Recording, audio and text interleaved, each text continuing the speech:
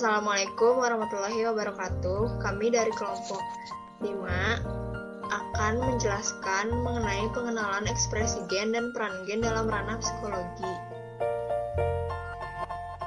Anggotanya ada Ramdan Maulana, Faiza Zafirah, Putri Gineng, Askia Hanifah, Anissa Salsabila, dan Arsy Latifah.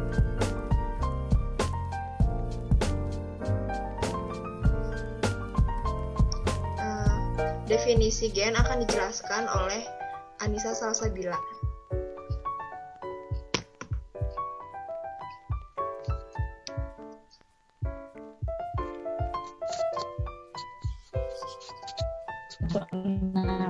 Sini saya menjelaskan si gen. Gen merupakan substansi pembawa materi genetik yang diwariskan dari induk kepada keturunannya. Materi genetik tersebut meliputi deoksiribonukleik acid atau DNA dan ribonukleik acid atau RNA. Berbagai jenis DNA bergabung untuk membentuk gen. Kemudian, gen-gen tersebut bergabung untuk membentuk kromosom. Fungsi gen itu ada dua. Fungsi yang pertama adalah membawa informasi genetik dari setiap individu ke keturunannya. Contohnya adalah rambut ibumu yang berwarna hitam akan menurunkan gen tersebut kepada kamu. Fungsi yang kedua adalah sebagai pengatur metabolisme untuk perkembangan setiap makhluk hidup. Gen itu ada pada segmen atau lokus yang terletak di kromosom. Gen itu ada yang dominan dan resesif. Gen dominan itu disandikan dengan huruf besar, sedangkan gen resesif itu disandikan dengan huruf kecil. Lalu, saya, Faiza Zafirah, akan membahas struktur gen. Gen yang ada dalam kromosom tidak memiliki batas-batas yang jelas. Walaupun demikian, dapat dalam satu deretan, berurutan, dan teratur pada benang kromosom. Setiap gen dalam kromosom dimulai dari kodon AUG, disebut pula sebagai kodon pemulaan. Karena memulai sintesis polipeptida, kodon UGA, UAG, dan UAA disebut kodon tak bermakna karena kodon-kodon ini tidak mengkoda asam amino. Setiap gen terletak pada suatu lokus. Gen memenuhi lokus suatu kromosom sebagai zarah kompak yang mengandung satuan informasi genetik dan mengatur sifat-sifat menurun tertentu. Setiap gen terletak pada organisme mengendalikan produksi suatu enzim khusus. Enzim-enzim itu akan melakukan semua kegiatan metabolisme organisme tersebut sehingga mengakibatkan perkembangan suatu struktur dan fisiologi yang khas, yaitu fenotipe organisme tersebut. Lalu ada pengertian ekspresi gen. Ekspresi gen adalah proses penentuan sifat dari suatu organisme oleh gen. Suatu sifat yang dipunyai oleh merupakan hasil proses metabolisme yang terjadi dalam sel. Proses metabolisme dapat berlangsung karena adanya enzim yang berfungsi sebagai katalisator proses-proses biokimia. Gen dilakukan melalui dua tahap, yaitu transkripsi dan translasi. Proses transkripsi terjadi dalam inti sel, sedangkan translasi berlangsung di sitoplasma, sehingga RNA harus dikeluarkan dari inti sel ke sitoplasma. Lalu ada transkripsi akan dijelaskan oleh Ramdan. Produk salinan RNA dari DNA disebut transkripsi. Transkripsi dilakukan di dalam nukleus oleh RNA polimerase yang menambahkan satu nukleotida RNA sekaligus ke untai RNA yang tumbuh sesuai dengan aturan basa yang saling melengkapi. RNA ini komplementer dengan untai cetakan DNA 3-5 yang dengan sendirinya melengkapi komplemen untai penyandian 5-3. Oleh karena itu, untai rantai 5-3 yang dihasilkan identik dengan untai penyandian DNA dengan pengecualian bahwa timin diganti dengan urasil 6 RNA. Pembacaan untai penyandian DNA ATG secara tidak langsung ditranskripsi melalui untai non-coding sebagai UAC dalam RNA. Pada prokariota, transkripsi dilakukan oleh satu jenis RNA polimerase yang membutuhkan sekuens DNA yang disebut kotak Pribnow serta faktor sigma untuk memulai transkripsi. Pada eukariota, transkripsi dilakukan oleh 3 jenis RNA polimerase yang masing-masing membutuhkan sekuens DNA khusus yang disebut promoter dan satu set protein pengikat DNA faktor transkripsi untuk memulai proses.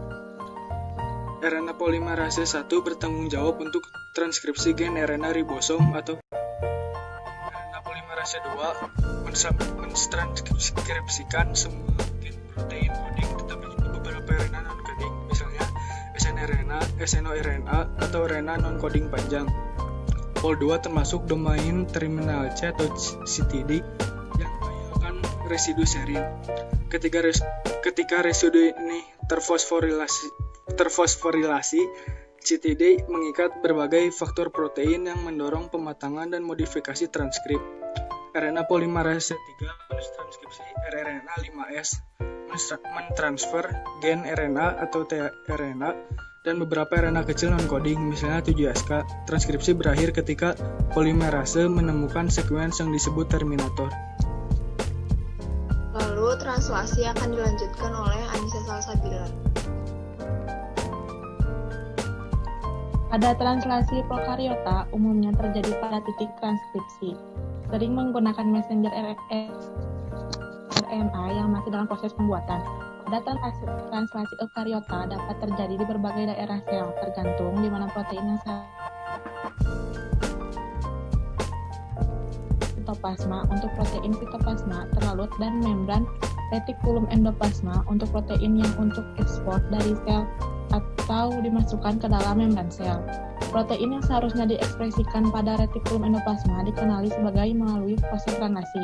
Proses ini diatur oleh partikel pengenal sinyal suatu protein yang berkaitan dengan ribosom dan mengarahkannya ke retikulum endoplasma ketika menemukan peptida sinyal pada rantai asam amino yang baru tumbuh. Lalu pelipatan akan dijelaskan oleh Arsi.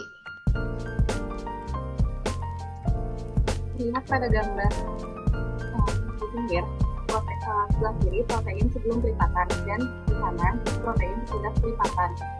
Polipeptida terlipat menjadi struktur 3 dimensi karakteristik dan fungsional dari koil acak. Setiap protein terdapat sebagai polipeptida terbuka atau koil acak ketika ditranslasi dari sekuens mRNA menjadi rantai linear asam amino. Kemudian asam amino berinteraksi satu sama lain untuk menghasilkan struktur 3 dimensi yang terdefinisi dengan baik. Protein terlipat yang dikenal sebagai keadaan asli, struktur 3 dimensi yang dihasilkan ditentukan oleh urutan asam amino atau disebut juga dogma Huntington. Struktur 3 dimensi yang benar sangat penting untuk fungsi, meskipun beberapa bagian protein fungsional dapat tetap terbuka.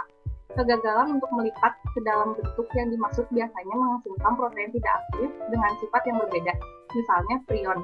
Beberapa penyakit neurodegeneratif dan penyakit lain diyakini merupakan hasil dari akumulasi protein yang gagal melipat. Banyak alergi disebabkan oleh lipatan protein karena sistem imun tidak menghasilkan antibodi untuk struktur protein tertentu. Enzim yang disebut chaperone atau paperon membantu protein yang baru terbentuk untuk dilipat ke struktur 3 dimensi yang diperlukan untuk berfungsi. Demikian pula, chaperone RNA membantu RNA mencapai bentuk fungsionalnya. Organel yang membantu pelipatan protein pada eukariota adalah retikulum endoplasma. Peran gen dalam ranah psikologi akan dijelaskan oleh Putri. Peran gen dalam ranah psikologi. 1. Gen berperan dalam menelusuri riwayat dan potensi tes hubungan psikologi dengan genetika sebagai metode untuk menelusuri riwayat nenek moyang dan potensi penyakit atau keunggulan mereka. Tes genetik bakat bawaan lahir mereka memiliki akurasi hingga 95% dalam memprediksikan 46 potensi umum anak melalui DNA. 2. Perilaku dapat diperkirakan dari genetika. MapMyGen berkata bahwa melalui pemetaan DNA, Anda akan mengetahui apakah orang yang optimis, pemalu, hiperaktif, memiliki memori yang kuat, kreatif, penyayang, memiliki semangat, dan lain-lain. 3.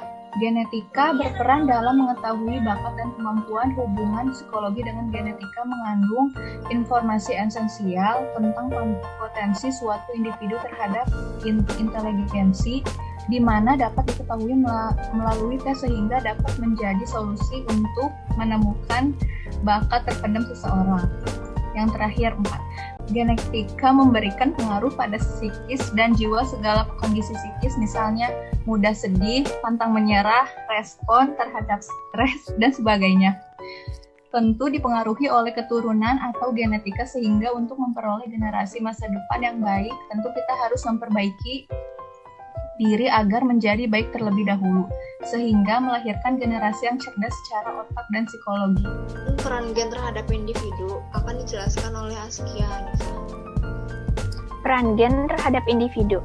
Secara genetis, mula-mulanya manusia terbentuk dari satu sel sperma dan satu sel telur. Satu sperma ini akan memasuki sel telur dan mulai membentuk diri menjadi individu yang baru. Kehidupan awal daripada individu ini sangat dipengaruhi oleh kondisi ibunya atau wanita yang mengandungnya. Sedangkan peranan ayah dalam menumbuhkan individu baru ini hanyalah memberikan kemungkinan yang tepat agar individu ini menjadi terkonsep. Apapun yang akan diturunkan oleh seorang ayah kepada anaknya adalah berupa sifat-sifat yang terkandung di dalam satu sperma yang terbuahkan ini. Perpaduan dan penurunan sifat-sifat ini berlangsung pada masa antara pembuahan dan pembelahan sel. Sifat dan kemampuan ada pada gen-gen yang dimilikinya, dan pada setiap pasang kromosom terdapat ribuan gen. Dengan demikian, maka akan terdapat banyak sekali kemungkinan ciri, sifat, dan kemampuan yang dimiliki individu tersebut. Karena gen-gen yang berasal dari ayah dan ibu sangat berbeda-beda, dan perpaduannya pun memiliki kemungkinan yang beragam dan berbeda-beda pula. Maka kemungkinan dari ciri, sifat, dan kemampuan yang akan diturunkan pada individu baru pun akan sangat-sangat beragam dan berbeda pula. Makasih. Sekian materi yang dapat kami jelaskan. Terima kasih. Wassalamualaikum warahmatullahi wabarakatuh.